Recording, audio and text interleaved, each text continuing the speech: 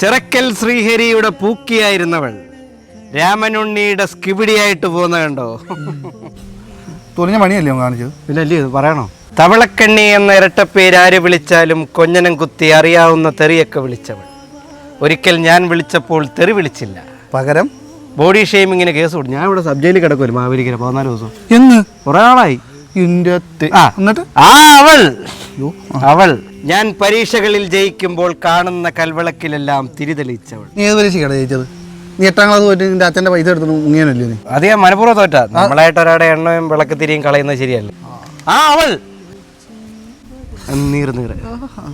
കഥകളി കാണാൻ പോയപ്പോൾ ഹവ ഹവ ഇട്ടില്ലെന്നും പറഞ്ഞ് മൈക്ക് സെറ്റുകാരൻ്റെ തോളത്ത് കയറിയവൾ ഇവൾ.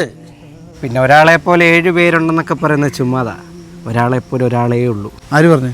ഞങ്ങളുടെ ഉണ്ട്, എൻ്റെ കൂട്ടിരിക്കുന്ന 7 പേരുണ്ട്. അത് നിങ്ങളുടെ അച്ഛൻ്റെ കയ്യിരിപ്പ്. ഞാൻ പറഞ്ഞത് ഫിലോസഫി. ഇനിയിപ്പോൾ പറഞ്ഞിട്ട് കാര്യമില്ല. ക്ലോതെങ്കിൽ ക്ലോത്. ഇതെല്ലാം എൻ്റെതാ. ഇതല്ല ഏറെക്കുറെ കണക്കില്ല.